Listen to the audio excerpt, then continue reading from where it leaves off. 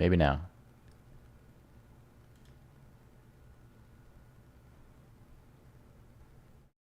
Weird, because I think it turned my noise gate off too.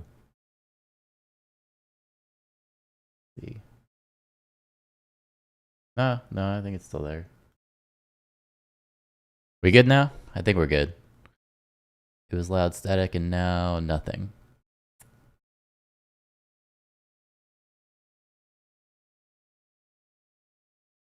At least I'm showing volume now. That's good, man. Yeah, so my bad. I updated to Windows 11 because I was watching a video where they were saying like Windows 10, they're not going to keep updating it anymore after December. So that's what got me. I had to update to Windows 11 and it messed my sound settings all up. But yeah, how are you doing? It's a wonderful Friday morning. It wouldn't be a live stream if I didn't have volume issues on my microphone.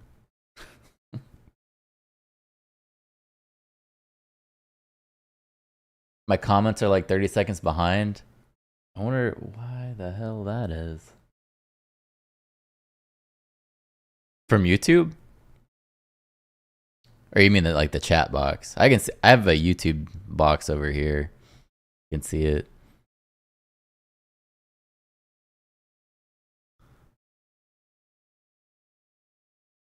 I don't know.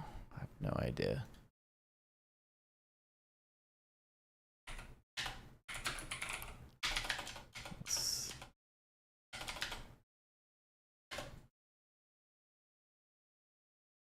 So Netanyahu was going to be talking.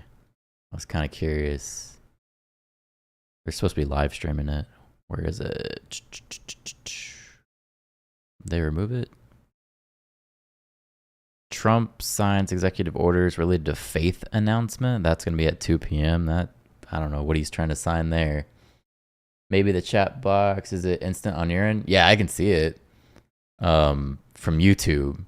So I have YouTube over here. And then if we're talking like on the screen, the little chat box here that I put in the video, sometimes that's restream. Sometimes they're delayed. It just depends on what's going on with them.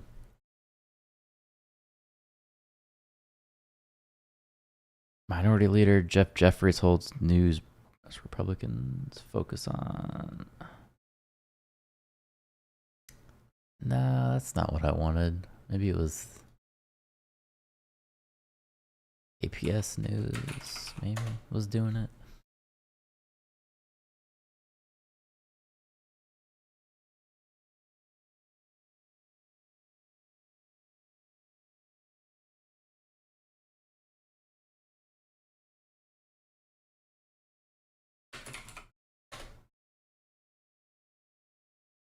Oh yeah, this is what I wanted to watch.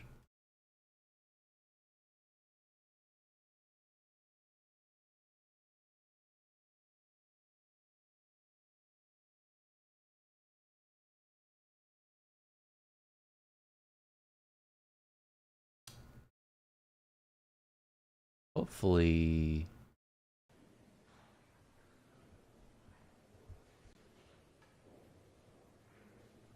There we go.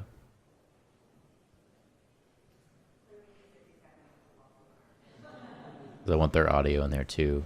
I'll make sure my sound settings were not messed with, but there we go.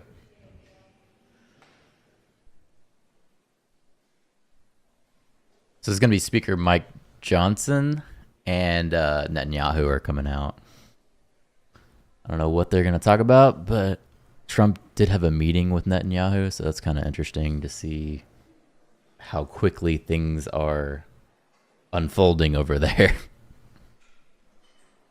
I gotta turn my air down too. It's cold in here. Let me see. There we go.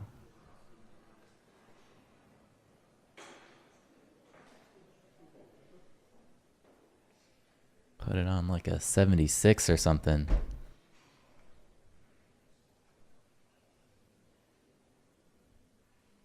They were scheduled to come out here at like 10:26, I think is when I went live.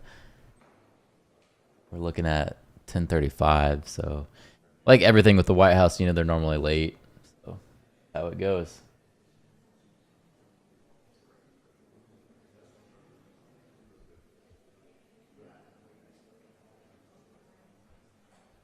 U.S. did buy Gaza. Yeah. So after work, I watched that live stream with Trump, and that is kind of funny that we are claiming Gaza to promote stability.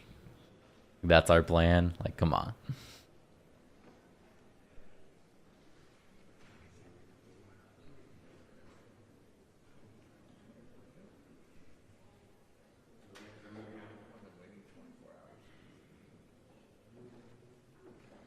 There we go. All right, so we have Speaker Mike Johnson coming out here and Netanyahu to deliver some remarks. Good morning. Glad to see you all. We've been honored to host Prime Minister Netanyahu this week here on Capitol Hill to celebrate the remarkable progress over the past year and to renew, of course, our steadfast commitment to the U.S.-Israeli partnership. The Prime Minister and I have developed a strong bond since I became Speaker. I consider him a close friend, and we've spoken often.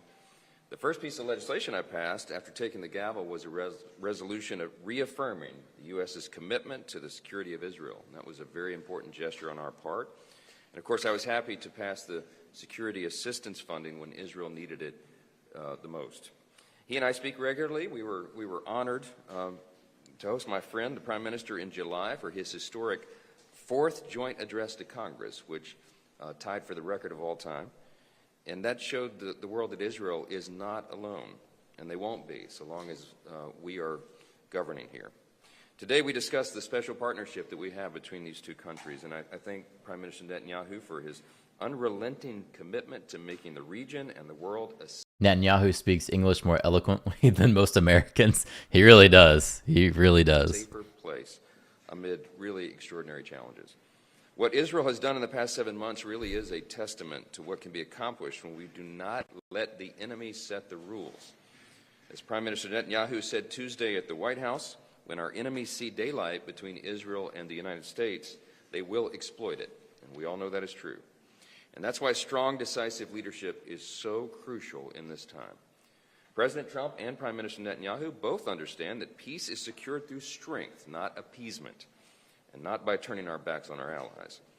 Before he even took office in January, President Trump and his team helped secure the ceasefire agreement and the return of American and Israeli hostages. This week, he announced a plan to exert maximum pressure on Iran and its proxies. Democrats really hate how well this is going for them.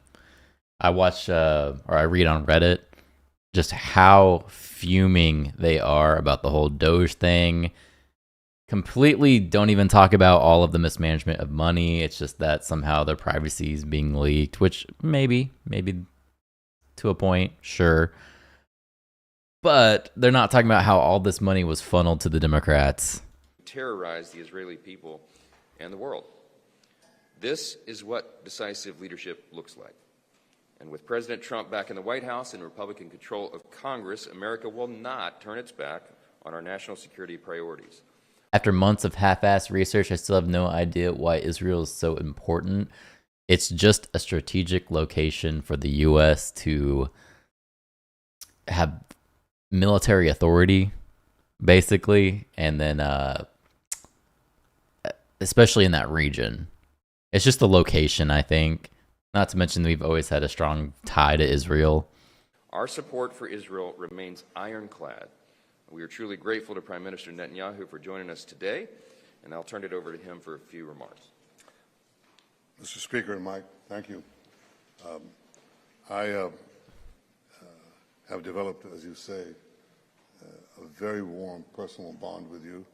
I think you're an extraordinary leader. You have the job of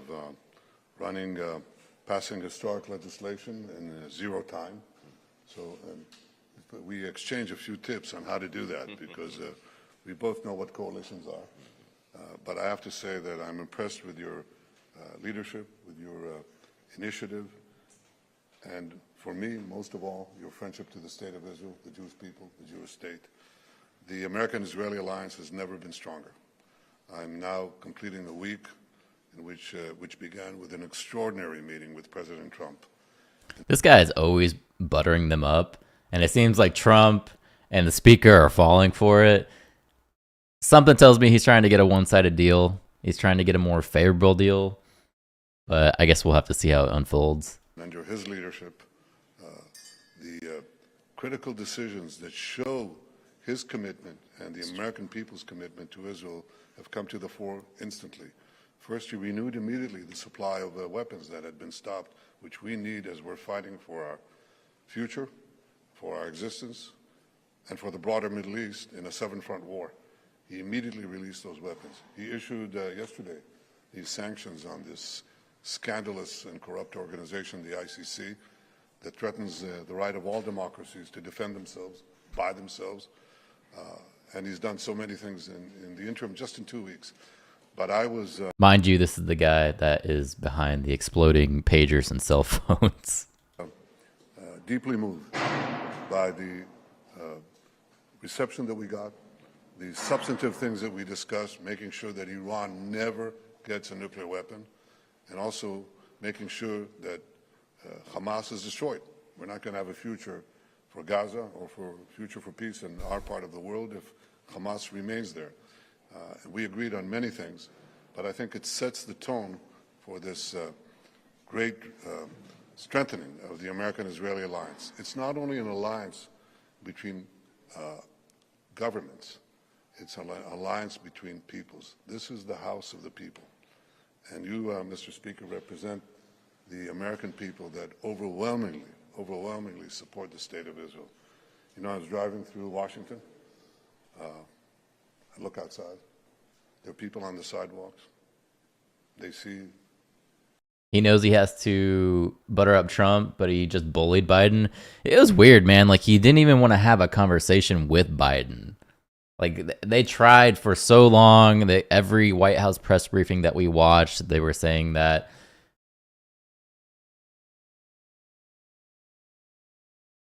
is that noise on your end or his? He didn't even flinch or look to see where it came from.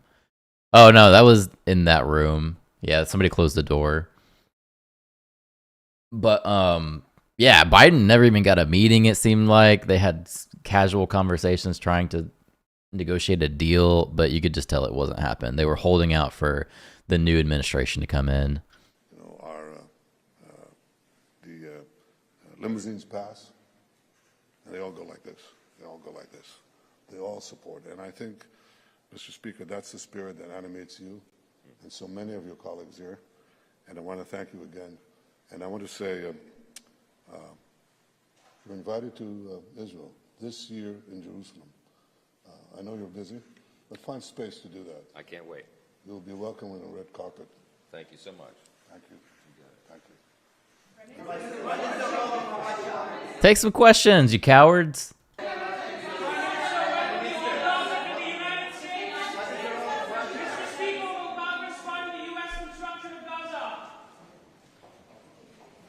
I guess that's it. I guess they're not going to take any questions. What a bunch of losers.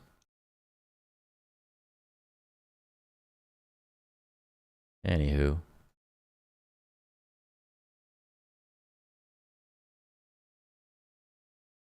Let me see this.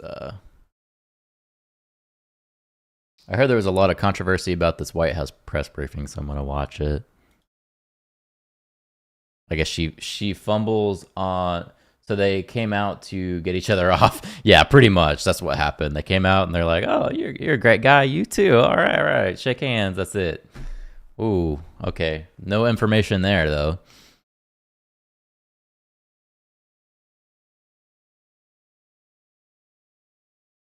Yeah, I'm gonna load this White House press briefing. Apparently, at some point, she says something about the grocery pump or something, and people thought it was this big blunder. I'm gonna see if it was actually that big of a deal or if people are just trying to get views.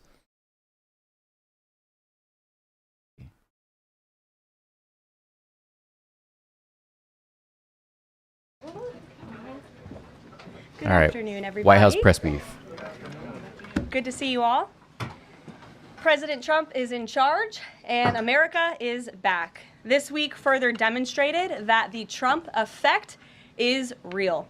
Over the weekend, Americans celebrated the return of American-Israeli citizen Keith Siegel and 2 Israelis who were held captive by Hamas terrorists since October 7th, 2023. President Trump and his administration worked diligently to secure their release and are committed to freeing all remaining hostages. Yesterday, as you She's so good at her job, they need to find the smallest mistakes. Yeah, that's kind of why I wanted to watch this for myself, because they talk about the grocery pump thing that's going to come up in here. I doubt it's that big of a deal. She probably fumbled some words. No biggie. Everybody does that. But we'll see. We'll see how bad it is. You all know, President Trump held his first foreign meeting at the White House with Israeli Prime Minister Benjamin Netanyahu. And as the president said, the bonds of friendship and affection between the American and Israeli people have endured for generations and are absolutely unbreakable. The president is committed to eliminating Hamas and securing a lasting peace for the entire region. The historic proposal for the United States to take over Gaza, announced by President Trump last night, underscores this commitment. Insanity is doing the same thing over and over again and expecting different results. President Trump is an outside-of-the-box thinker and a visionary leader who solves problems that many others, especially in this city, claim are unsolvable. We've already seen the results from President Trump's bold peace-through-strength diplomacy on the world stage. In response to President Trump's tariffs this week, both Mexico and Canada took immediate steps to alleviate the illegal alien migration and flow of deadly drugs, particularly fentanyl, into our country. Mexico's President Claudia Sheinbaum agreed to permanently supply 10,000 Mexican soldiers on the U.S. border who will be specifically designated to stopping fentanyl and criminal aliens from pouring into our country. So people were saying that was already a deal that had been made. I don't know if that's true or not. That's something we probably should research, because the memes were that he didn't really get a deal. These things were already in place. They just brought them up in their negotiations, and he fell for that. So I don't know if that's true or not. We'll see. And Canada's Prime Minister Justin Trudeau agreed to appoint a fentanyl czar, list cartels as terrorists, and increase resources to assist the 10,000 frontline personnel at our northern border with Canada. In recognition of these steps, President Trump paused the implementation of tariffs for 1 month while negotiations continue and final deals can be structured. Throughout the transition, and that's the thing too, like even if these negotiations had already taken place under Biden, the tariffs are only paused for a month, so there could be more negotiations coming. And during his inaugural address, President Trump made it known that the United States cannot and will not allow the Chinese Communist Party to continue with its effective and growing control over the Panama Canal. If they were established, Trump probably made it happen. Maybe, yeah. The last few months of Biden's term, especially. Following Secretary Rubio's successful first trip and visit there over the weekend, Panama's president said he will allow its participation in the Chinese Communist Party's it will no longer allow the participation in the Belt and Road Initiative. That participation will expire. This is significant because Panama was the first Latin American nation to join Belt and Road and now becomes the first to back away from it because of President Trump. And to assist with the ongoing mass deportation effort, El Salvador's president has agreed to the most unprecedented migratory agreement anywhere in the world. Because President Trump is back in charge, El Salvador has offered for illegal aliens of any nationality facing deportation in the U.S. to be booked in his country's prison system. And finally, President Trump's envoy... But we're paying them for that. We are negotiating a fee that we will pay them to house our criminals. For special missions, Rick Grinnell traveled to Venezuela and not only secured the release of 6 American hostages, but Venezuela also agreed to accept the return of illegal alien Tren de Aragua gang members. All of these incredible victories prove how well President Trump's peace-through-strength approach is working. And the days of weak American leadership are over. In another success story this week, efforts to seal the border, halt the invasion, and carry out the largest mass deportation campaign continue at lightning speed. Customs and Border Protection has approximately 79 miles of new border wall projects already underway in various stages of construction and planning. The first flights arrived to Guantanamo Bay yesterday afternoon out of El Paso. And who were some of the passengers aboard, you may ask? There were 10 members of the transnational gang Tren de Aragua on this flight.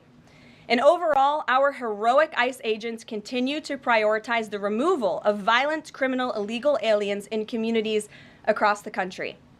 On February 3rd, ICE Dallas arrested a citizen of Nicaragua who has been convicted of sexual assault, strong arm, and lewd acts with a minor and sentenced to 15 years in prison. ICE Los Angeles arrested a Mexican citizen who has been convicted of lewd acts with a minor and sentenced to 364 days. And ICE Lock him up. Deport him. Get him out of here. Atlanta arrested a citizen of Mexico who has been convicted of homicide by vehicle and hit and run and sentenced to 6 months confinement. Jeez. And ICE New York arrested a Venezuelan national and known TDA gang member who has a prior criminal conviction for assault in the 3rd degree causing physical injury. Americans are safer every single time one of these criminals is arrested and deported from our country. On another important and ongoing topic, the Senate is working fast to confirm President Trump's exceptional cabinet nominees in the face of relentless media smear campaigns. As of right now, 12 members. 6 months for homicide? Is that actually what they said? I thought they were deporting all these people anyway. Of the president's cabinet have been confirmed, most recently Pam Bondi, who, as you all know, I was just in the Oval Office for that swearing-in ceremony surrounded by Pam's lovely family, and we look forward to watching her serve as the Attorney General of the United States. According to CNN, President Trump is getting more cabinet picks confirmed so far than the average president in the modern era. Another success story. And we believe it's critical that Republicans in the Senate majority stay tough and keep their foot on the gas to confirm all of the remaining nominees as quickly as possible so we can continue President Trump's important work. Thanks for the sub there. So that's what I had to go back and check. Is that what they said, Chad? He got 6 months for hitting someone with a car? Here at the and fleeing? White House and across our entire federal government. And lastly, throughout his historic campaign, President Trump pledged to restore common sense to our country. And he is continuing to deliver on that with an executive order that he will sign later today. The president will be signing an executive order keeping men out of women's sports to defend the safety of athletes, protect. Kash Patel may not get certified. We'll have to look into that too. I saw that was an issue coming up. But this right here, she's about to talk about finally, men will not be in women's sports. Thank God. I don't know how we're arguing about this in any way, but no, men should not be in women's sports. So finally. Protect competitive integrity and uphold the promise of Title IX. This common sense action from President Trump ends the disgusting betrayal of women and girls by the previous administration, who for years catered to radical activists who wanted biological males to be treated as women in workplace showers, competitive sports, prisons, and even rape shelters. Gender, ideology, insanity is over. Submissions from individuals across the country interested in participating in our new media seat at a future briefing continue to flood in. We are at more than 12,000 and counting. If you're watching right now and are interested, you can continue to apply on our new media website, whitehouse.gov/newmedia. And in the seat today, we have a longtime national television broadcaster. I'm sure many of you recognized her when she came in, Sage Steele, who is now the host of an incredibly successful podcast, The Sage Steele Show, on YouTube and all podcast platforms. And previously, Sage was a fixture at ESPN from 2007 to 2023, primarily hosting SportsCenter, which we all know well, before leaving the company to exercise her First Amendment rights more freely. We are honored to welcome her to the briefing room today. She will be joining the president at the big EO signing later this afternoon. I know many of you will be there as well. So Sage, why don't you kick? Did you see you said $2 million on making transgender rats, mice, and monkeys? I saw a bunch of craziness that supposedly taxpayer dollars were going to. After about the third or fourth one, I was just like, fuck it, man. I don't even want to look at this anymore. It's insane. And then I was telling Chad earlier, when I went to Reddit, they weren't arguing that our tax dollars were going to waste. They were arguing that basically that they were letting kids in to look at our financial statements, which maybe that's bad. Maybe there's a lot of PII there that they shouldn't be looking at, but it's already been done. Right? They're already looking at all this information right now. Like, you think the better outrage would be about how our tax dollars are being wasted. Kick us off on this very exciting day for women and girls across the country. Thank you for joining us. It is exciting, and Caroline, thank you for welcoming people like me with a little bit of a different perspective, different background in this seat. It really does mean a lot. Thank you. Obviously, the House already passed the Protection of Women and Girls in Sports Act, which was a really big step for women and girls. So far, the Senate, as we know, has not brought it up to vote. We all know executive orders can be overturned, so I'm wondering how important it is to the President to get Congress to bring this, to pass legislation, so there are no instances like the past administration that really tried to destroy Title IX. It's incredibly important that Congress immediately acts on this priority. I think the President is really setting the tone, making this a very immediate I can't even believe that this is an issue in our lifetime.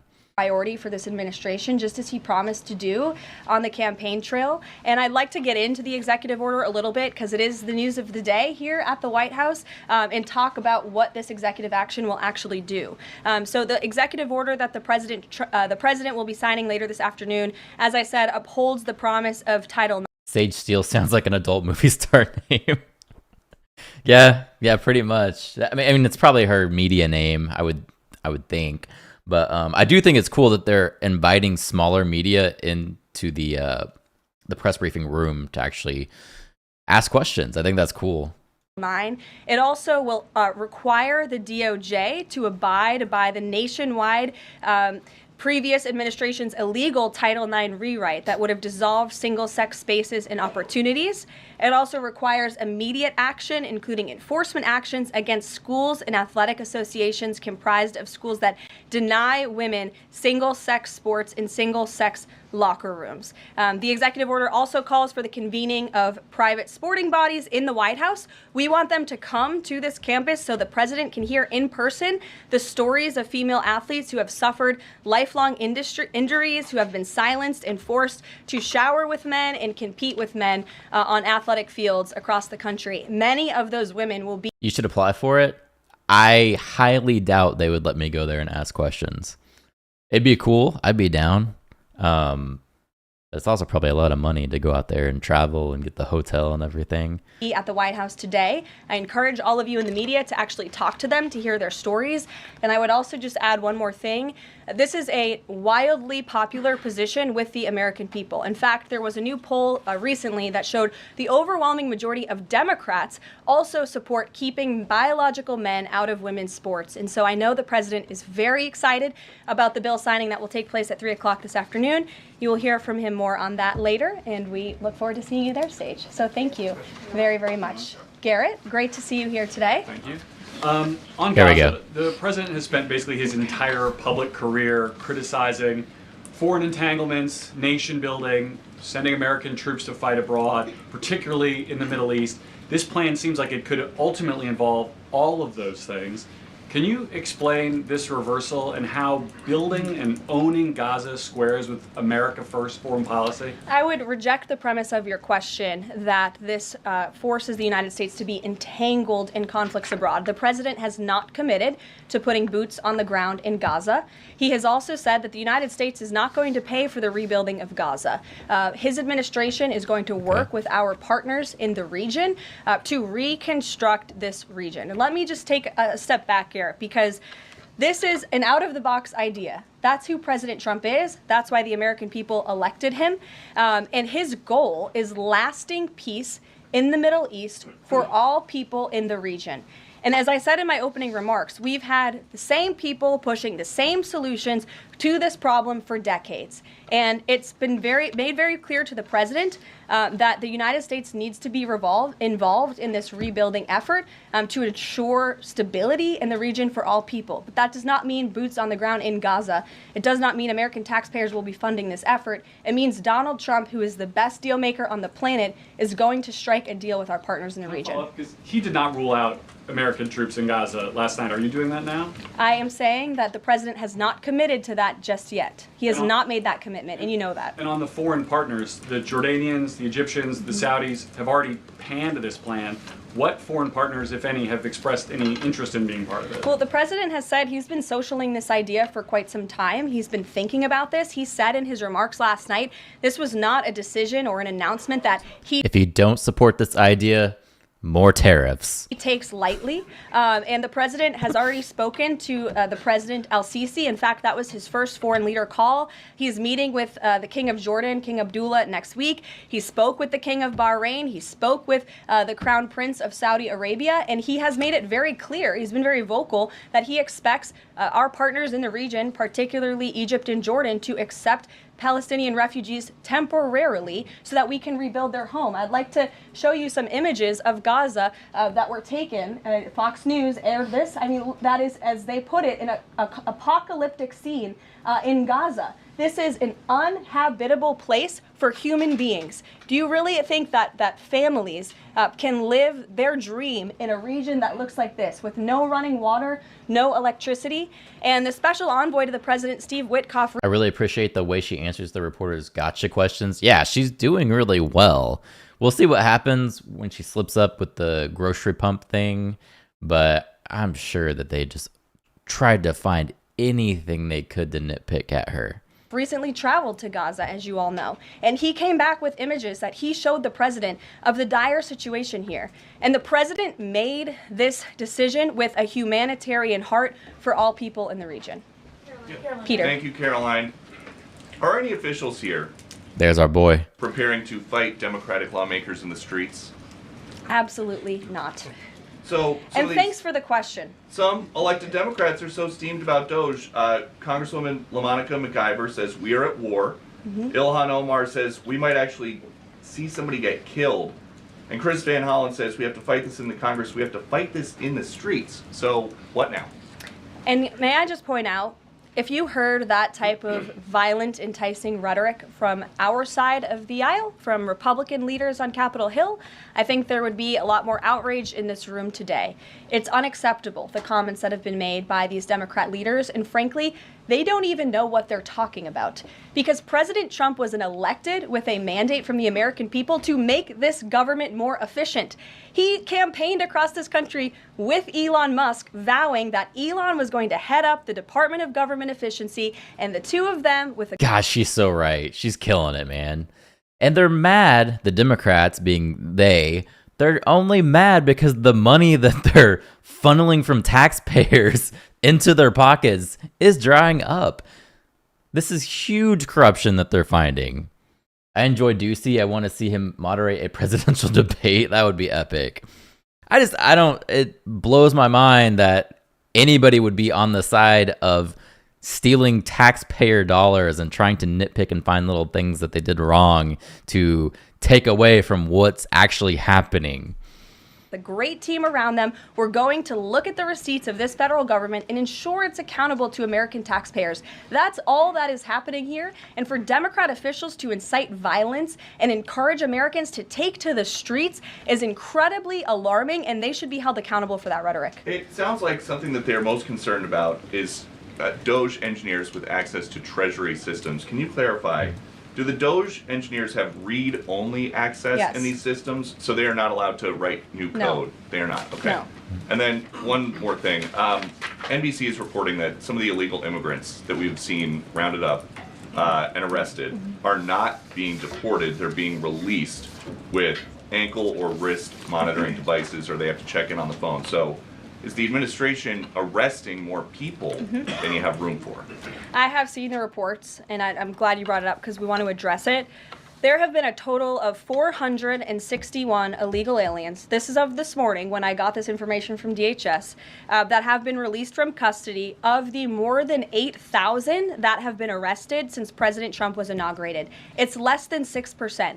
And there are reasons for their release. Some of the factors include a lack of significant likelihood of removal in the foreseeable future, lack of detention availability, which is something this president and this administration has been incredibly vocal about. We are doing everything we can to deport and detain illegal immigrants, but we need Congress's help to increase funding for Border Patrol and for ICE to increase detention capability in our facilities.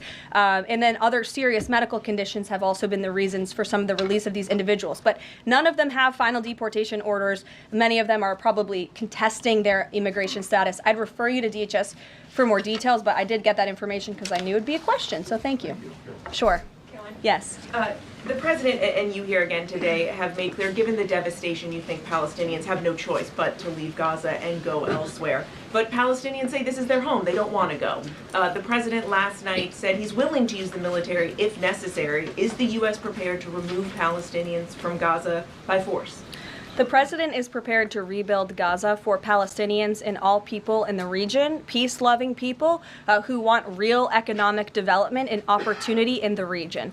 I love the way they worded that question. This is a region that has been controlled by Iranian-backed terrorists, Hamas, who have brutalized not just Israelis but Palestinians too. It is because of Hamas that you see those images on that screen, that Gaza has become a demolition site because Hamas launched that brutal attack on Israel on October the 7th. And so again, I would stress, President Trump wants to ensure that this can be a place where all people can live in peace. He is a peacemaker in chief. He made that very clear in his first term. And as for how that will be accomplished, the president and his team are talking with our allies in the region to consider next steps. But should the American people be prepared to see U.S. military on the ground fighting a ground war against Hamas? Again, the president has not committed to U.S. troops in the region. But it is an option. I have said that the president has not committed to that yet. Sure. If I could just follow up on that, though, why not rule out the idea of committing U.S. troops? This has been a long-standing argument that the president has made really over the last decade or so, talking about endless wars and not something the U.S. wants. Why not rule out? Because I think the president is very good when he's making deals and negotiating not to rule out anything because he wants to preserve that leverage in negotiations. And so I think that's what he's doing here. If I Mary. can follow up on that, though, he also said that everyone loves this plan. He said that in the Oval Office this morning. Sure. In fact, the Deputy Prime Minister of Jordan called it a declaration of war on the Arab people. So how does he square the fact that even some Republicans on the Hill are objecting to this or questioning this? How does he square the fact saying everyone loves this plan? Well, King Abdullah of Jordan will be here next week, so I can provide you more context on the conversations he will have directly with the President of the United States after that meeting. And I would just point out that there's been a lot of leaders and officials all around the world who have doubted, I suppose, the deal-making ability of President Trump. You heard the Panama leader saying that he would not agree to some of the concessions that he has now made because of Secretary Rubio's visit. You had the Colombian president saying he wouldn't accept flights of Colombian illegal nationals who have entered into our country illegally, and those flights are underway. So actions speak louder than words. Dasha. Caroline, you said the president has been working on this idea for a while behind the scenes now. Is there a written plan based on the president's proposal for Gaza? And if so, when was it drafted and who had a hand in that? The plan was written in the president's remarks last night as he revealed it to the world and to the American people, and his team are continuing to be engaged on this effort. I saw the National Security Advisor this morning. He has a very busy day of calls, and they will, again, continue to engage with our partners. That includes Steve Witkoff as well. Mary. Two questions for you on the news of the day. So how is today's executive order going to impact the 2028 Summer Olympics in Los Angeles? For example, would a man who thinks that he's a transgender woman be allowed to compete as a female on U.S. soil? Oh, heck no. It's a very good question, and the president has actually mentioned this, that he does expect the Olympic Committee and the NCAA to no longer allow men to compete in women's sports. And I think the president, with the signing of his pen, starts a very public pressure campaign on these organizations to do the right thing for women and for girls across the country. Again, this is an incredibly popular position. There have been many notable female athletes who have had the courage to speak out against some very powerful institutions in this country. They deserve to have a voice and a say. The president is bringing their voice to the highest level at the White House this afternoon, and he expects these organizations to comply with this federal executive order that he'll be signing today. Thank you. And one more on media coverage of this executive order and the topic in general. What's the White House's view of framing that calls men transgender females or similar rhetoric coming from organizations like the ACLU and GLAAD? Well, it's been very clear. The policy of this administration is that there are only two sexes, male and female. Pretty simple. Brian. I read a headline where the NCAA is now following this guideline. They should be. Good. This shouldn't. I don't even see how this is an argument.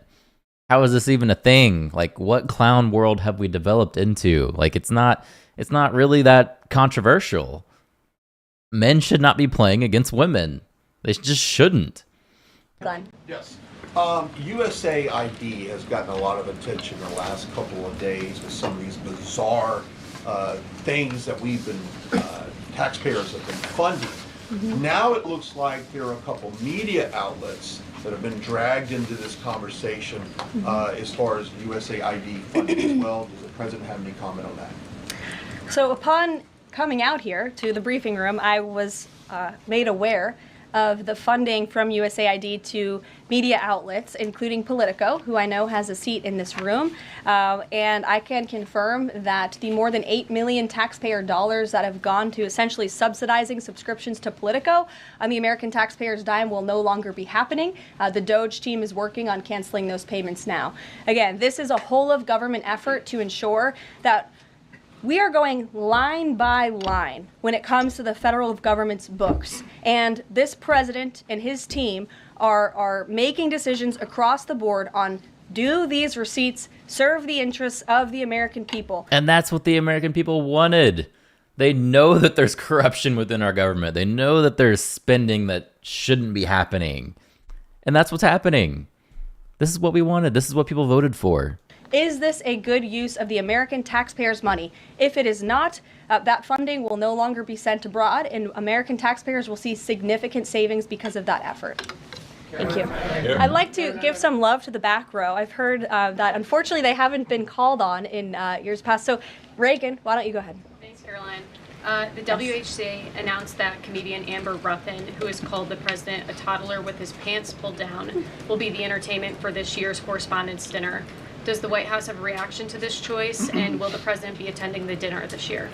Certainly an interesting choice. I have the president's invitation on my desk. I have the invitation for myself on my desk as well. Haven't talked to the president about it. When he makes his decision, I will let you all know. But definitely an interesting choice of the comedian. I'll talk to the boss about it and see what we decide. Sure, go ahead. Yes, yes. On the executive order set to be signed today, you said that this will be enforced. Can you spell out for schools and the public how exactly the administration plans to enforce this, even at the local levels? And on top of that, there are human rights groups who say that this could expose kids to discrimination. What is your response to that? I think kids have already been exposed to discrimination, especially young women and girls who have been forced to shower in locker rooms with biological men, who have been forced Yes, of course. to compete on playing fields with biological men, which is incredibly unfair and unsafe, and again, an incredibly unpopular policy with the American people. As for the actions that this executive order takes, I already laid those out at the beginning of the briefing. I'm happy to give you a copy of this fact sheet so you can let your audiences across the country know. What's your message to schools who don't comply with this? They should, because it's going to be federal law in about an hour and a half. So your colleague to your right, to my Thanks, left. Caroline. Yes. Taylor would expect Trump already said they were going to take away funding if they didn't comply, so they should probably comply.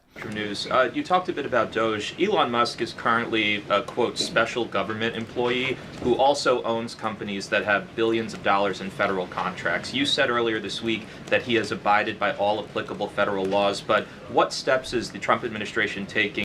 99% of the world agrees with this. It's so silly. That's what I'm saying. Like, who are these people that think that men should be dominating women's sports? Like, I've never actually met a person that believes that. I don't get it. I don't understand the clown world logic behind it. It's just so weird to me that this is even a topic. Like, this is supposed to be the most professional. It's the government, it's like, and this is what we're talking about. Like, this is crazy.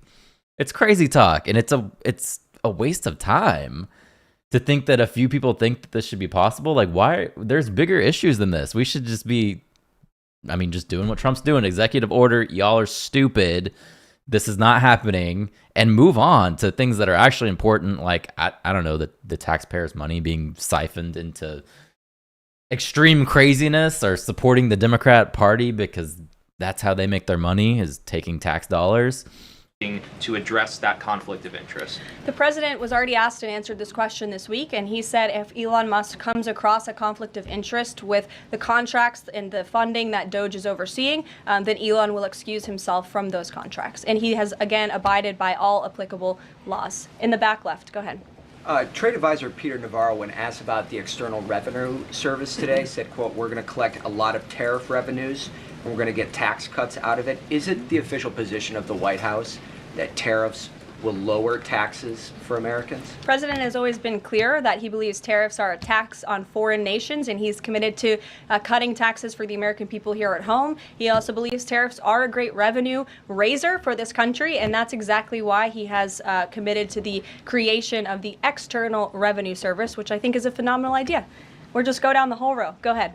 Tom Bateman with the BBC. Can you confirm that under the President's plans for Gaza, any and all Palestinians who want to stay in Gaza on their land will be allowed to do so?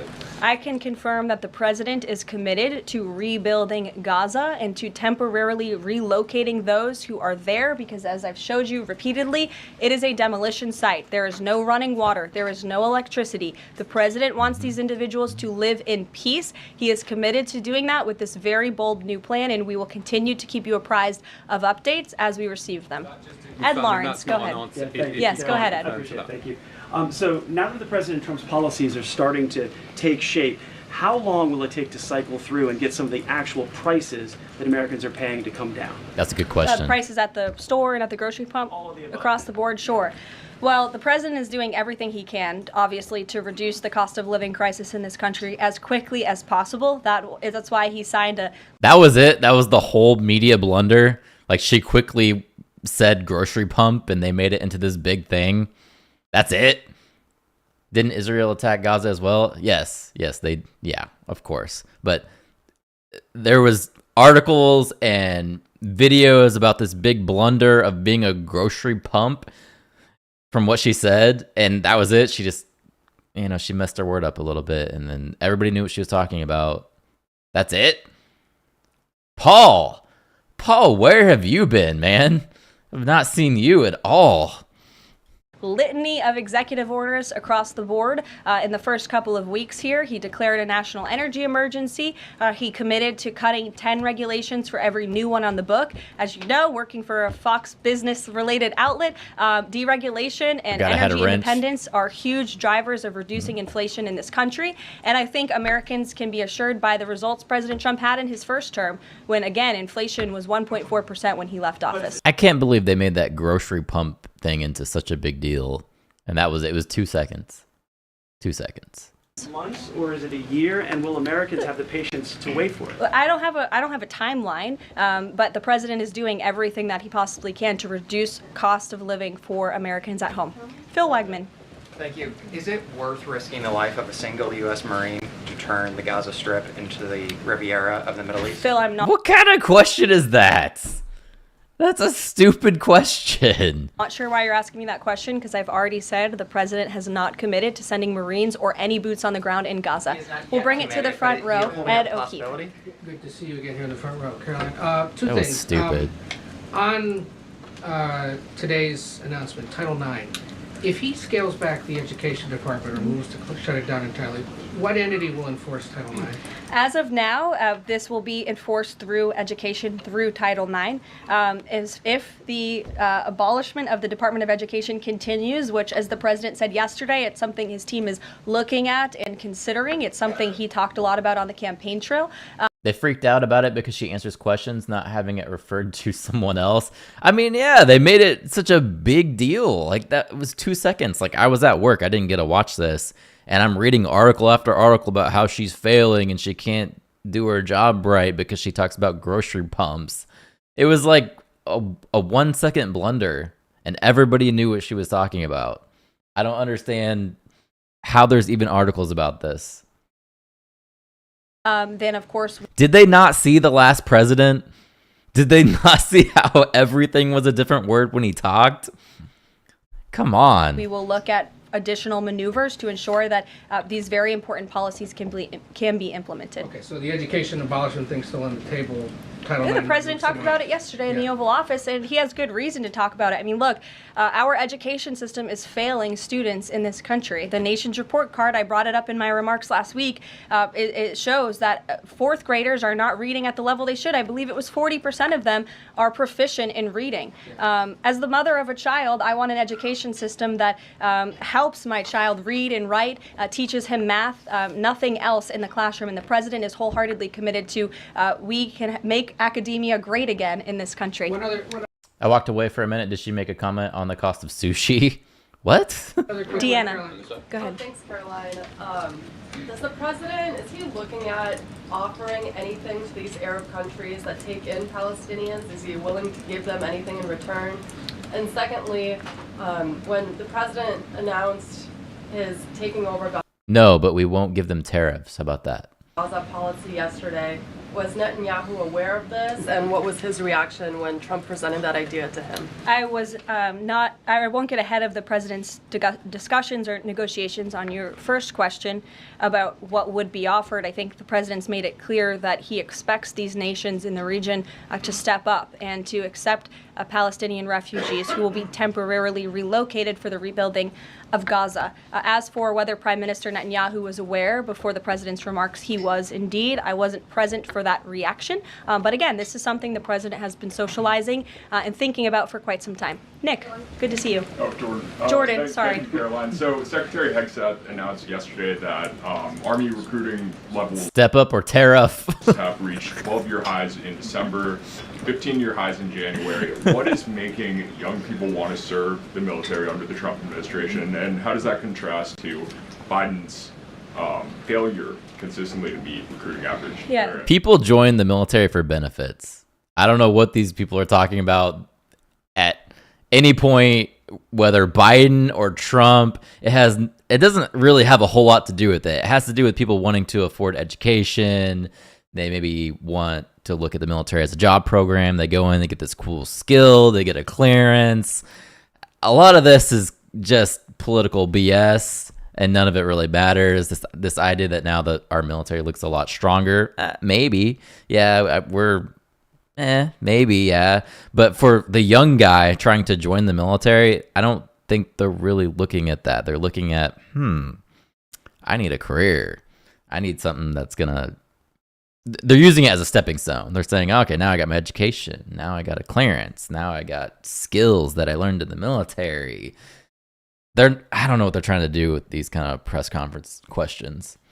Does DEI President Trump's anti-DEI agenda play a role in this? Well, first of all, the recruitment level for all branches of our military are at crisis levels, and it serves as a national security risk. Right, because it's almost like there's better opportunities for our young people elsewhere. That our I don't think it has anything to do with the masculine image of the military. Military branches are not fully staffed to where they need to be. And I do believe it's a culture problem within these institutions that the president is very much committed to fixing, as emphasized by the executive orders he has signed to root DEI out of the military. And I think when young men and women who are... I was watching Hegseth's town hall, and as soon as he started taking questions, they cut the feed. Why would they do that? Honorably signing up to serve in our nation's military, see somebody like Pete Hegseth, the new Secretary of Defense, who is a proven warfighter, who risked his life in battle for this country, who understands what it means to deploy and to defend the Constitution and your nation abroad and to put your life on the line. When they see a leader like that and a leader like President Trump, who is committed to peace through strength, that's very inspiring. And we look... I'm telling you, I was in the military for 10 years. they're not looking at Pete Hegseth and going, yeah, I want to be like him. They're going, damn, I need money for college. Damn, I got a kid now. How do I get that housing allowance? I don't know what these people are talking about. Forward to seeing those recruitment numbers and retention numbers skyrocketing over the next 4 years. And I know Pete Hegseth is committed to... I wonder if they will turn away weak soy boys in the military now.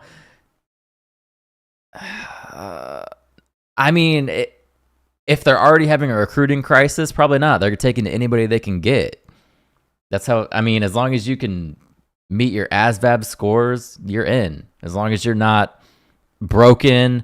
They do have a new medical thing now. From when I was joining, they didn't have this thing. They can actually look at your medical history and they'll know, like me, asthma, right? They would have told me no if they would have looked back at my medical history. A lot of people are like that. ADHD, you name it. But now they can actually see your medical records, and I think that is leading to people not being able to join the military, and that's probably causing the recruiting crisis. Increasing because people are still poor. They're still poor, man. They still want that college money. It's not, I don't think it had anything to do with the perception of the military. Recruitment at all branches of the military. I would defer you to the Department of Defense on exactly what he plans to implement. Jeff. Thanks very much. 2 questions. One, the audience looked less than thrilled at the town hall. Yeah, I mean, if they cut off the questions, come on, man. the president yesterday used the word permanent for permanently resettle Palestinians. I hear you saying temporarily today. Is that a shift or a specific change that you want to highlight? And my second question is, yesterday he spoke about the U.S. owning Gaza. Who owns Gaza now, and how would the U.S. acquire ownership? Well, Gaza is currently run by Iranian-backed terrorists in the Middle East, Hamas, who we all agree, I think everybody in the region agrees, that can no longer stand. Just look at the events of October 7th and the events since. And the president, again, is committed to rebuilding the region. I joined at 32. They were like, you're old, fat, smoke, and drank for the last 15 years. Sure, you want to join the military? Exactly. But kids today, or even people in their 30s, they can't do that now because they're going to go back and look at their entire medical record. For all Obviously, that's going to cause a recruiting crisis. People who want to return to it once it is no longer a demolition site, and it's a place where people can actually live and thrive in harmony, as he said last night. His words, not mine. And Daniel. Permanent versus temporarily resettle? Can you just The president has made it clear that they need to be temporarily relocated out of Gaza for the rebuilding of this effort. Again, it's a demolition site right now. It's not a livable place for any human being. And I think it's actually quite evil to suggest that people should live in such dire conditions. Daniel. Caroline, thank you so much. The Daily Guidance says that the president will be meeting with a pair of governors today, Governor Abbott of Texas and Governor Newsom of California. It comes after the president took executive action to turn the water back on in California. Billions of gallons are flowing now. What can you tell us about the 2 meetings and the importance of President Trump's actions to help people in California? Sure. Those meetings will be taking place shortly, so I will get out of here to get to those meetings. We can always provide you a readout, as we always do. We try to be very transparent about what the president is doing in the Oval Office. Perhaps he'll even call you in to join him. We never know around here, as you all know. But Governor Abbott is obviously a great friend and an ally to the president. He has been on the front lines of the border crisis in this country. And as for Governor Gavin Newsom, well, the president is willing to work with anybody from blue states or red states to do what's best for the American people. And he really enjoyed, the president really enjoyed his trip to Pacific Palisades last week. He felt very inspired by the frustration of the residents there. And he has been wholeheartedly committed to ensuring that the water is flowing in California to prevent these wildfires, and also that people have access to their properties. And he has continued to apply tremendous pressure to Gavin Newsom and also the Los Angeles mayor to allow private residents and property owners to access their property. He believes that's their right to do so, and they should be able to do it. And one more thing before I wrap up, because I do want to get to these meetings, and I will see you all at the EO signing later this afternoon. I would just say that you brought to mind California and North Carolina, who continue to be on our hearts, and the president and this administration are committed to ensuring that these individuals get the funding that they need. And I would just say a strong message to Democrats who are out there pretending to be outraged about the long list of crap that this administration is cutting federal waste and funding, like $2 million for sex changes in Guatemala, $6 million to fund tourism in Egypt. This is insane. How are people even outraged by this? $million on a new Sesame Street show in Iraq, $4.5 million to a Sesame Street show in Iraq. What the fuck are they talking about? Where's our money going? combat disinformation in Kazakhstan. I could go on, and I'm happy to provide this list to every single one. I'm not paying taxes anymore. No, I give up. They cannot have my tax money anymore. It's not, no. Of you, Democrats are outraged that the American people want to be, they want their taxpayers going to good uses, not stuff like this.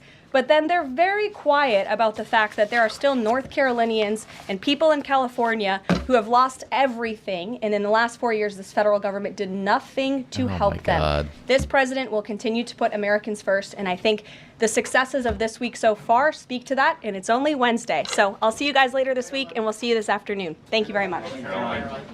Jeez. That was a good one, actually. I'm glad I watched that one.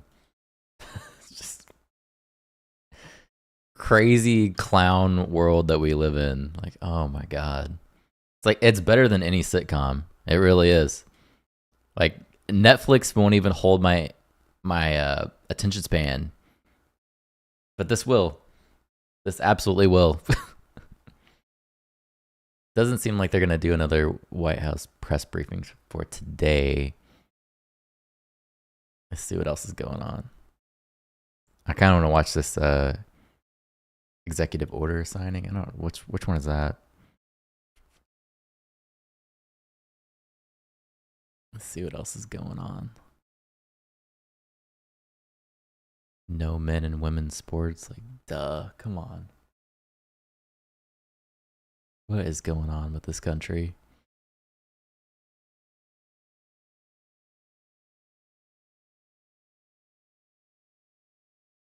All right, so they got an executive order at 2 p.m. I'm kind of wondering what that is. It says faith announcement, which I'm sure that's going to piss Democrats off. Absolutely just make them so mad.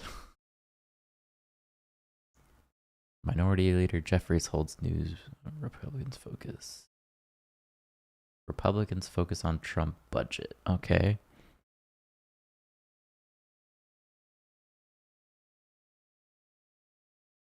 Let's see what AP News has. We're here. Faith office announcement.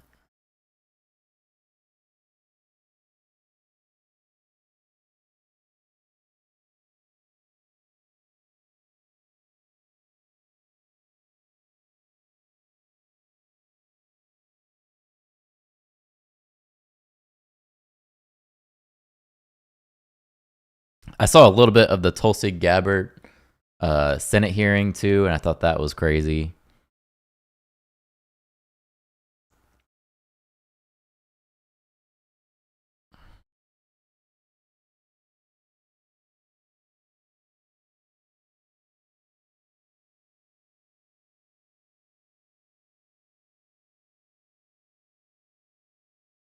Oh, this is what I want to watch.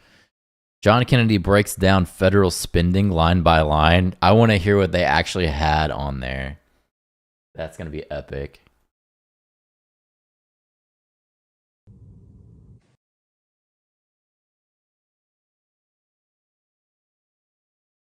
All right, I'm going to do a quick restroom run, get an energy drink, and then come back and watch this one.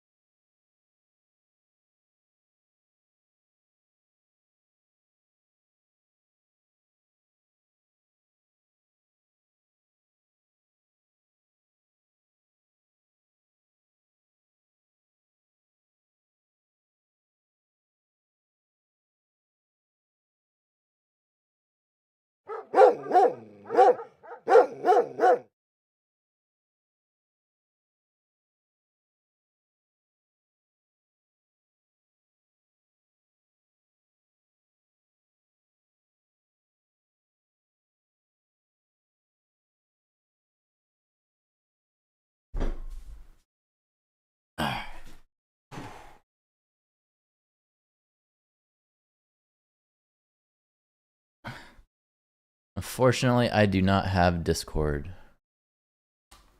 The only reason they're against Tulsi is she was one of them at one time. Exactly. All right, I got an energy drink, so I could feel the caffeine leaving my body. There we go. All right, so this is going to be John Kennedy breaking down the federal spending line by line. All of the things that they found from the Doge team that we're actually investigating what our tax dollars were going to. So I'm excited for this one just to hear what was actually happening with the money that I was giving the government. Mr. President. Senator from Georgia. Thank you, Mr. President. I yield 30 minutes of my post-cloture debate time on the vote nomination to Senator Merkley and 30 minutes of my post-cloture debate time on the vote nomination to Senator Schumer. The senator has that right. Thank you, Mr. Chairman. Mr. President. The senator from Louisiana. Thank you, Mr. President. Mr. President, I have 8 requests for committees to meet during today's session of the Senate. They have the approval of the majority. It would be really interesting when all these expenditures came into effect. Yeah, to figure out how they came about. That'd be good information to have. Majority and minority. Whose idea was it to fund Sesame Street in Iraq or whatever they said in the White House press briefing? Who came up with that brilliant idea? Leaders. Duly noted. Thank you, Mr. President. With me today is one of my colleagues from my Senate office, Mr. James Shea. He is one of my right-hand people and does great work, and I'm honored that he could join me today. Gosh, I don't know where to begin. Look at him. I've been in the Senate. He's like, what the hell's going on? Where's our money going? Look how pissed he is. For 8 years. In dog years, that's 56 years. And it feels like 56 years. I've learned a lot, met a lot of interesting people. You know, before I got here, everybody told me about the Washington bubble. This is why I support single line item bills, guaranteed all these. We slip into those giant bipartisan bills. Yeah, it was probably from that. Somehow that slipped in there. Nobody read it, or whatever they were signing was more important to get what they needed, that they just let it slide. It shouldn't be a thing. It should be one item in a bill. It should be very quick. And I said, you know, how serious could they be? Well, it's true. There is a Washington bubble. This place is different. It's in its own way, sometimes disappointing, sometimes refreshing. It is deeply weird. For one thing, common sense is illegal in Washington. It's illegal. For another thing, I've discovered that this is a town of very frustrated ex-class presidents. And there's a Washington way of doing things. And when things aren't done that way, when somebody challenges the status quo, many, not all, but many of these frustrated ex-class presidents in Washington, on the Hill and otherwise, they get excited, not in a good way. Holy shit balls, Kennedy, let's get to the point. Yeah, Can't like, come on, get their dude. mind around doing anything other than the Washington way. They, some of them, particularly in the media, they go almost catatonic, or the exact opposite. They foam at the mouth, and they really get upset. They can make a Valium nervous. It's like the world, we're not doing things the way we've always done them, and the world's going to spin off its axis. I want to try to put in perspective what many of my Democratic friends have been talking about today. Finally, get to the point. They're very, very, very upset at President Trump. And they're very, very, very upset at Elon Musk. President Trump ran for president on a number of issues. One of the issues he ran on, he said it almost every day. He said, if you elect me president, I'm going to go through the entire budget and review all the spending, line by line. If I heard him say that once, I heard him say it 1,000 times. And that's what he's been doing. He went out and appointed, through an executive order, Elon Musk, who some people like him, some don't, but he's not a dummy. He's a very successful business person. He's got a top secret security clearance. President Trump issued an executive order, and he turned to Mr. Musk, and he said, Mr. Musk, I want you to do for me what I said I was going to do in the election. I want you to go through all the spending, line by line. Now, let me ask you something, Mr. President. How are you going to review the spending without reviewing the spending? How are you going to audit the spending by an agency without auditing the agency? That's what I mean when I say common sense is illegal in Washington, D.C. That's what Mr. Musk is doing. He's put together a crackerjack team, and they're going through everybody's spending line by line, item by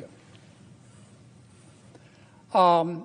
And my Democratic colleagues are very, very, very upset. And they've been very eloquent. They've talked about the process, and President Trump's executive order supposedly violates the Constitution. And they've accused Mr. Musk of having conflicts of interest. And I've heard people say he's sitting over there with a notepad, copying down everybody's Social Security number, and he's going to go use it to make money.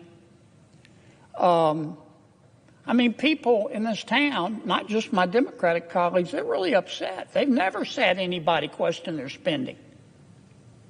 All right, Kennedy, come on. Let's see what he's got. To live through 20% inflation under President Biden, they understand what Musk is doing. They understand spending porn and wasting taxpayer money. Now, Mr. Musk started with the USAID. There we go. That handles a lot of foreign aid for America. American people are very generous. In our country, when you're homeless, we'll house you. When you're hungry, we'll feed you. In our country, when you're too poor to be sick, we'll pay for your doctor.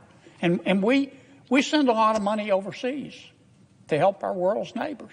And the USAID is in charge, in large part, of that. But I'll tell you what Mr. Musk discovered. There we go. I find it fascinating. He discovered that the American taxpayers are giving money to Afghanistan. Yep. Afghanistan. He found that we are giving money. So he's criticizing the money spent, but guaranteed he signed off on plenty of bills without actually reading them? Probably, yeah. To Yemen. Yep, Yemen. He found that we are giving money to Syria.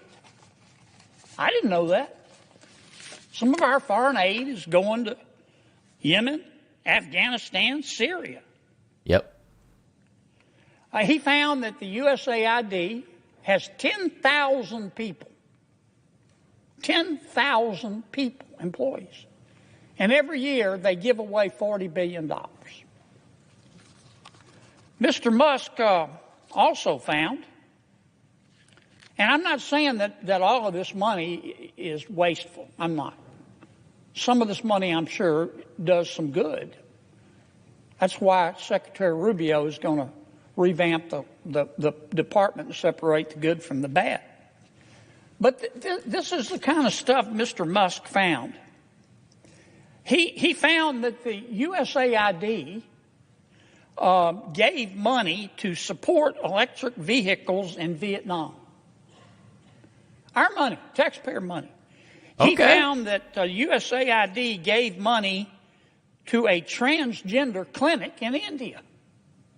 Okay, all right. Transgender funding in India. Okay, cool. That's where your tax dollars went. I didn't know that. I bet you the American people didn't know that.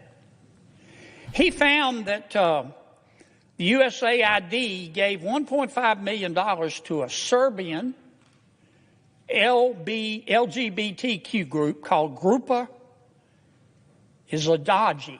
I probably mispronounced that. My apologies. Anyway, they got $1.5 million to, quote, advance diversity, equity, inclusion in Serbia's workplaces and business community. I'm sure that was important. What else did Mr. Musk found that my colleagues don't want to talk about? Well, he reviewed a study and then went and checked it. The study was done by the Middle East Forum. They found that USAID spent $164 million to support radical organizations around the world. We're not talking Cub Scout troops here. We're talking about radical organizations around the world. They gave $122 million of that to groups aligned with foreign terrorist organizations. Jesus. Chelsea Clinton apparently got $84 million. For what? $84 million? Our taxpayer money. According to this report in Mr. Musk, the USAID has given millions of dollars to, quote, organizations in Gaza controlled by Hamas. Why aren't my colleagues talking about that? Recipients of the money, they found, have, quote, called for their lands to be cleansed from the impurity of Jews. That's who we're giving foreign aid to? Apparently. What else? I'm not going to spend my whole time talking about this, but... No, please do. I want to know what we were spending shit on. Nobody else is talking about it. They're just talking about the process and Mr. Musk, and he's a mean guy, and he shouldn't be looking at our spending. Well, he is. And I kind of find what he's found out interesting.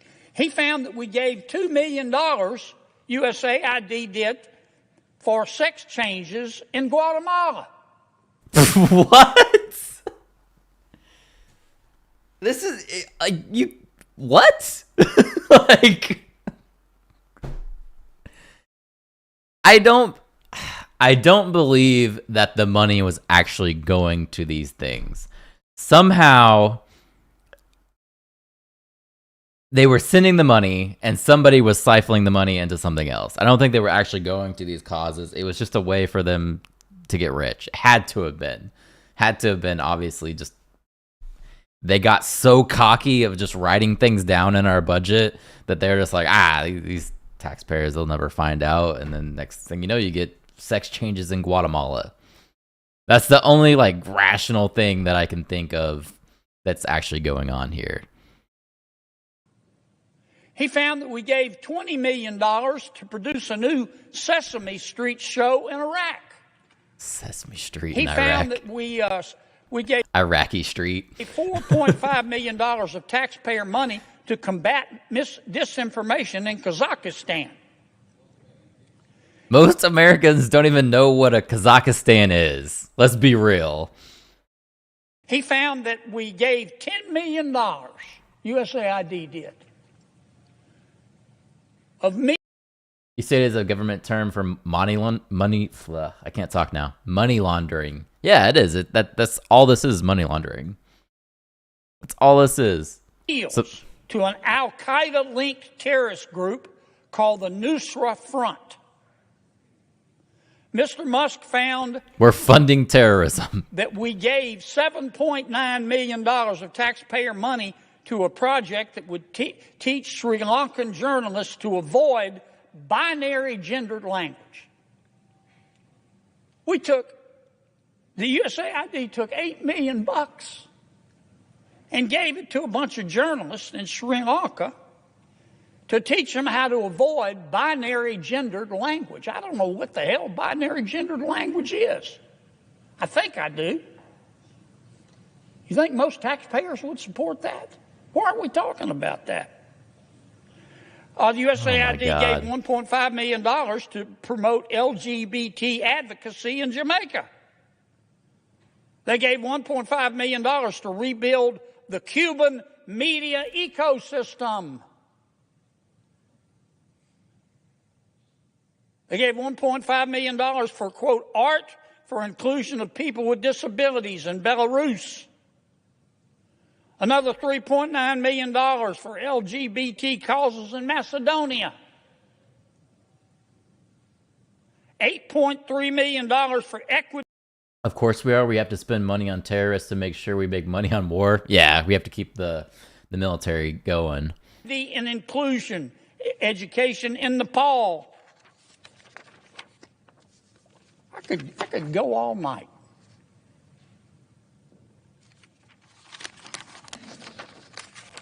And many of my colleagues are upset. They're really mad at Mr. Musk. Hell, I think we ought to give him a medal. All he's doing is what President Trump said he was going to do. President Trump said he's going to audit the spending. So Trump goes and hires Musk, again with the top secret security clearance. Nobody can quibble with his intelligence. You know, the guy's as smart as Einstein's cousin. He's a very successful businessman. Some say he's the richest guy in the world. And he's doing the auditing. And man, he's finding a lot of stuff. I call it spending porn. Now, I'm not saying everything that USAID does is wasted. But I'm saying a lot of it is. Yeah. A hell of a lot of it is. And we ought to be on the floor of this United States Senate thanking Mr. Musk. Imagine what we could have done with that money. And we ought to be asking him to go through every agency and look at everybody's budget. Everybody's budget. That's what the American people want. They don't want to talk about process. They don't want to continue with the Washington way. They want to save some money. Now, let me tell you what's really going on here, too, Mr. President.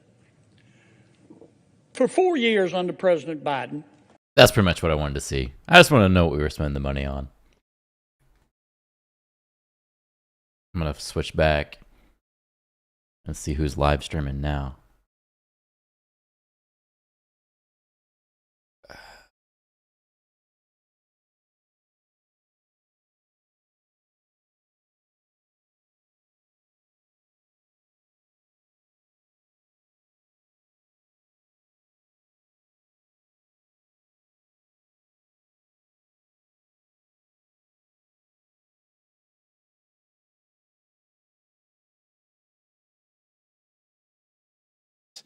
and cronyism. Let's see what this Democrat's talking about.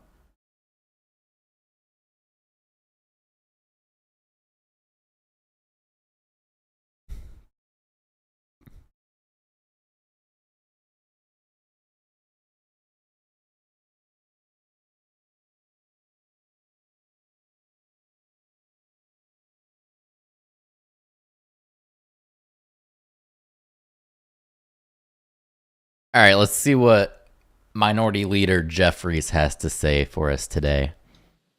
This is now day 19 of the new administration. And we were told that Republicans were prepared to lower the high cost of living for everyday Americans. But we've seen nothing, no action, no legislation, no ideas, no proposals, nothing to lower the high cost of living. Well, they just found a whole bunch of spending that didn't need to be done, like Sesame Street in Iraq. That could cut some of our costs and, make us a rich country.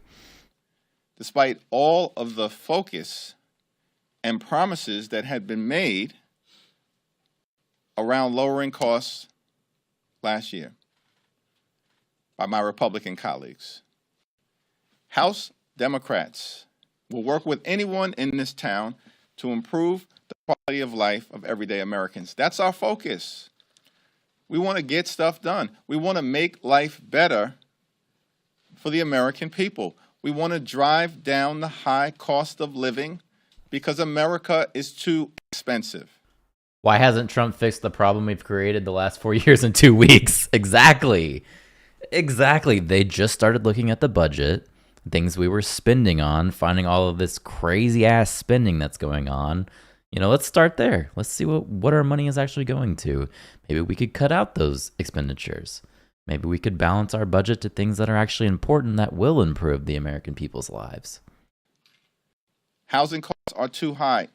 Grocery costs are too high. Insurance costs are too high. Utility costs are too high. And child care costs are too high. America is too expensive. Why can't my Republican colleagues agree with that simple proposition and work with Democrats?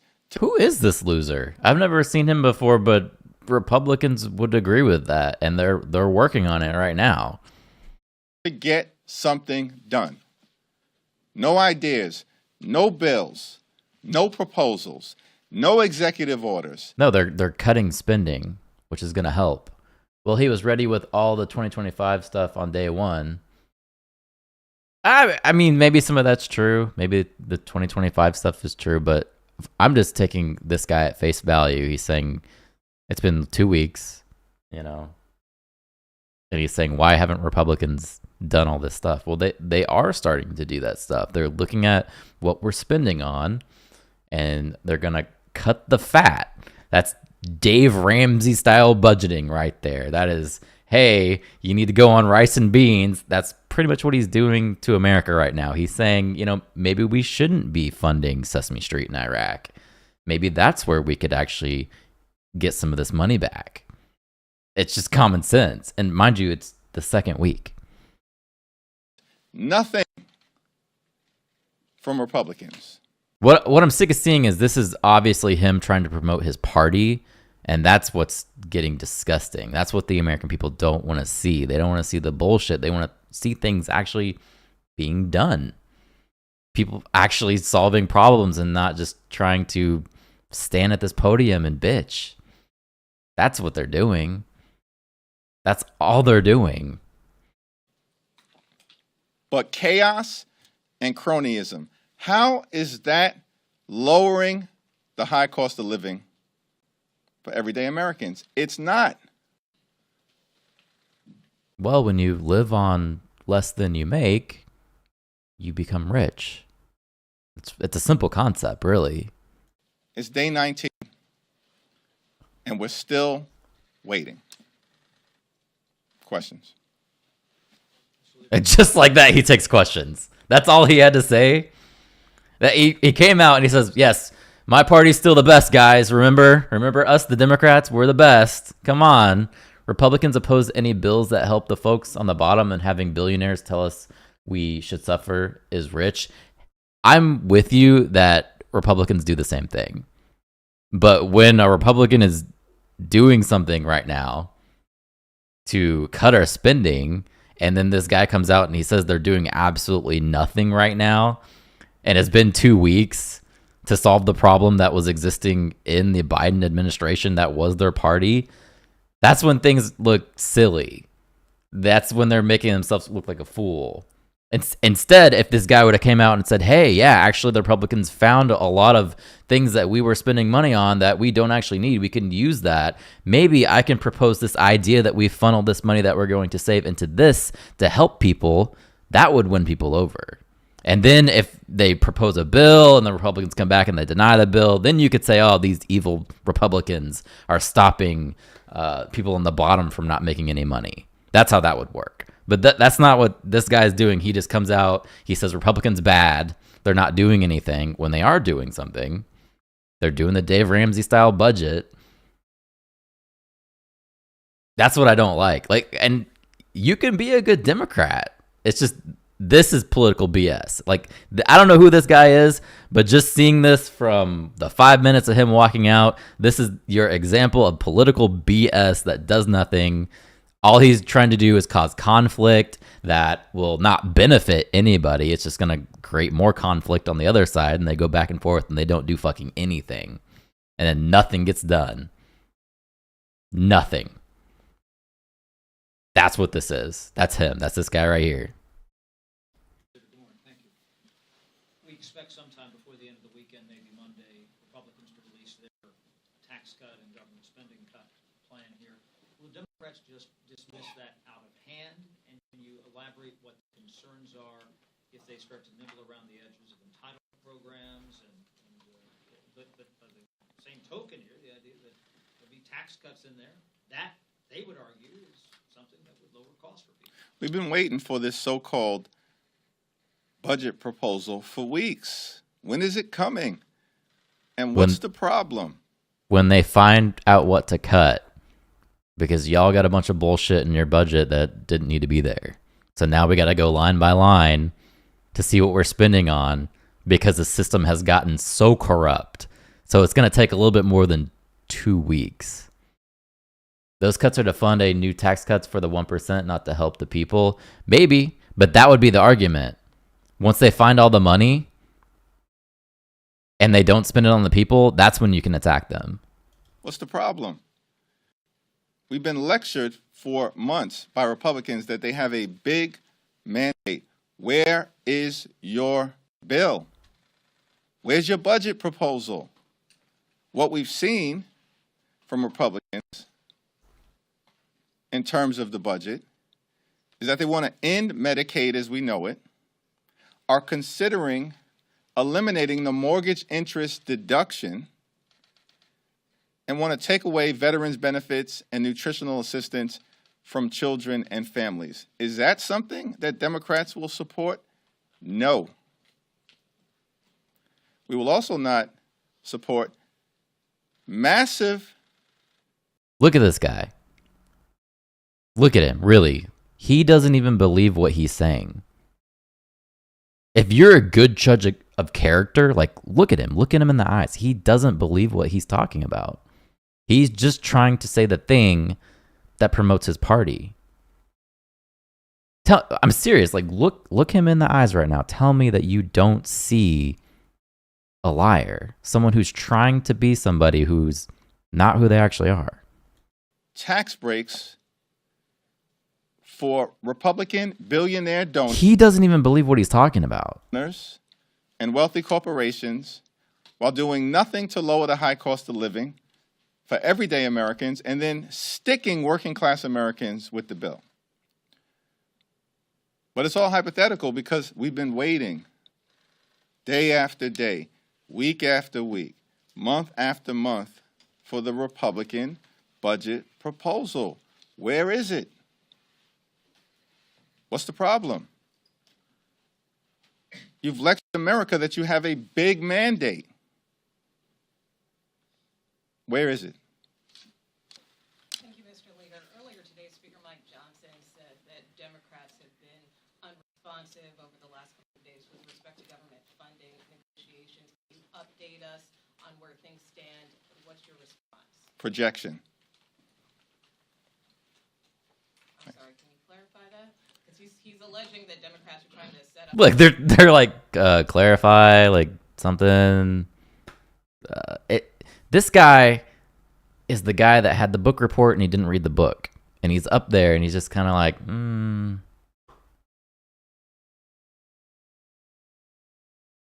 So I bought almost a year worth of my favorite coffee on sale yesterday and saw the price go way, way down, sale over. You bought it and then it went on sale? Oh, you bought it on sale. Okay, I gotcha. Or way, way up. Man, I'm failing to read. This guy's got me so flustered I need to just reel it back, you know? But I'm glad you made the deal. What's your favorite coffee? What's your brand? Rosa, first of all, Republicans control the House, the Senate, and the presidency. They have every vote that they need, as we've been lectured, to do whatever the heck they want to the American people. Let's be clear about that. It's not Democrats saying that. That's Republicans. That's the whole idea. The Biden-Harris clown show did all they could to put obstacles in front of Israel. Yeah, and we're not even on that right now. We're on the budget right now. No worries, a muted foghorn. Seattle's Best. You know, that's one coffee brand I don't think I have tried. I see it in the store, but I haven't tried it. Behind the so-called budget reconciliation process. Republicans have told America repeatedly, we can do whatever we want because we control the House, the Senate, and the presidency. Republicans have been saying that. So I think my initial response, projection, should speak for itself in that context. But what also is clear, as Rosa DeLauro has stated publicly, Democrats continue to negotiate with our Republican colleagues. We want to find bipartisan common ground in funding the government to meet the needs of the American people. We use a Keurig with refillable pods. Man, I'm bougie. I need whole beans. I grind the stuff myself. I'm a little ridiculous, but caffeine is like my one vice. I don't smoke or anything, so I don't drink. You gotta let me have it. You know, let me have my beans and that freshly ground and an espresso machine, all that good stuff. Starbucks bought Seattle's Best like 15 years ago. It doesn't exist? I know I've seen it on the store, so it must be like under them. Is this Hakeem Jeffries? If so, this guy is only up there to be seen. That's exactly what I've been saying, Chad. Yeah, it says Minority Leader Jeffries. He's killing me. He really is killing me right now. Rosa DeLauro, who was leading our effort as the top Democrat on the House Appropriations Committee, has been trying to get Republicans to respond to her for weeks. Weeks.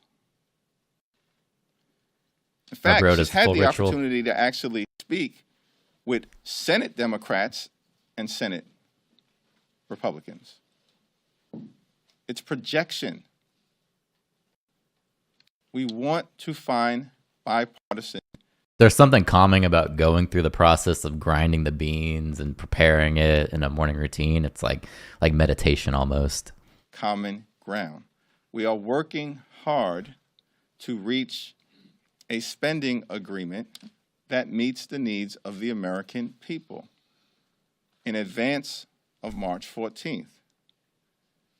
I'm hopeful that Republicans are actually willing now to sit down at the table and reach a spending agreement in the best interest of the American people, not in the best interest of their billionaire donors. When it comes to the next key leverage point you all have would be one of the things the government shutdown avoidance. To what extent are Democrats willing to withhold votes? Your argument about the mandate withstand that, but withhold votes to avoid a government shutdown. What do you need in exchange? In particular, when it comes to, do you see it as an opportunity to try to stop Musk or I appreciate the question, Kevin, but I'm trying to figure out what leverage we actually have. What leverage do we have? Republicans have repeatedly lectured America. They control the House, the Senate. So this guy's pretty much just saying the same thing over and over. He's saying, oh, why haven't they fixed the problem in 2 weeks? Oh, here I am. Republicans bad. It's all their fault, guys. I'm not here to propose any solutions or do anything, and everything the Republicans are doing is just terrible. So I'm not gonna watch his BS anymore. People do that with their weed too, but I'm too lazy. I don't know, man. If I used to have like a hand crank too for the grinder. I would just sit there and like grind it and then prepare it. You know, you got the little pod that you put it in there. You got to pack the espresso. I guess you could say it's kind of like making a bowl. Yeah, in a way.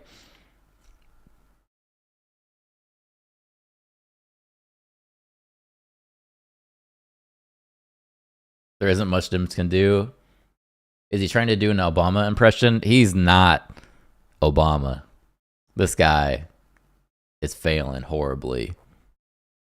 I can't with him. He's killing me.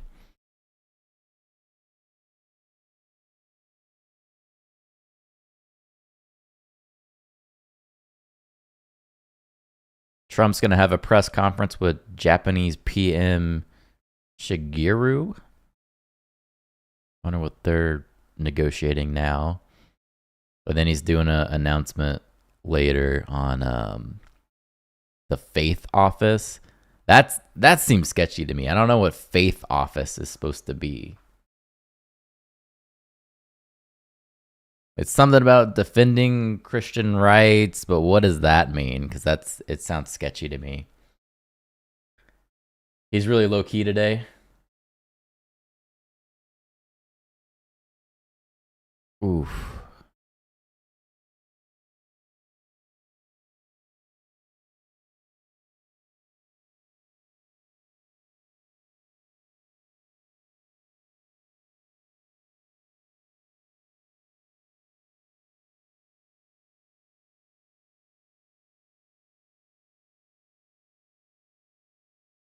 Jeffries is usually okay. That's fair. It's the first time that I've watched anything with him, so that one threw me off. That one was no good. But maybe he's having an off day. That's you can have an off day.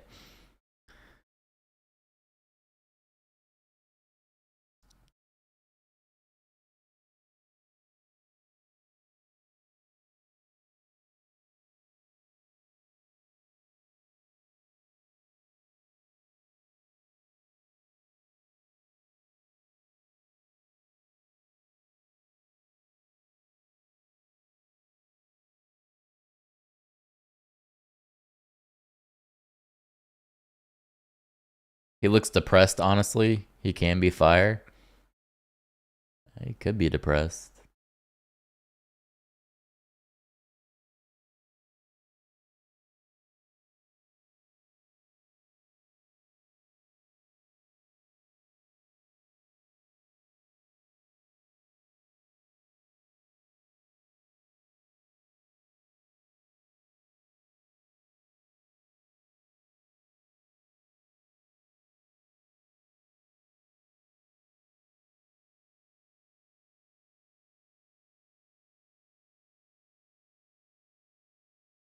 I think I went through all the big ones happening today besides this, whatever this executive order Trump's announcing today is, but that's later today.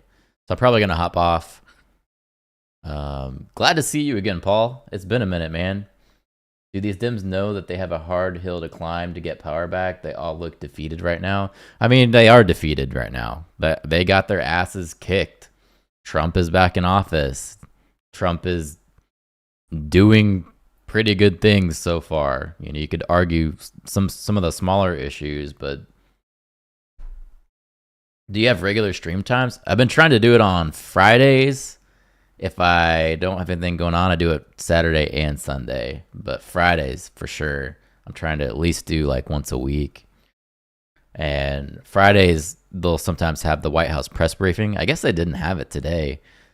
But I watched the one earlier in the week, so that was good for me to catch up. But last week they had it on Friday, so maybe if they do that again, I usually watch that. We're pretty depressed. It's going to take Republicans messing something up majorly, which is going to happen. At 4 years, it's going to be hard not to mess something up, and then people are going to swing back. That's just how this works. Right now, Republicans are winning, but they're not going to win forever.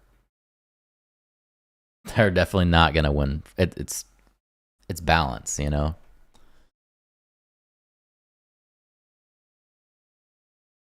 Republicans have pretty much crushed the Democrats right now. It's not good now, but there's going to be a recovery.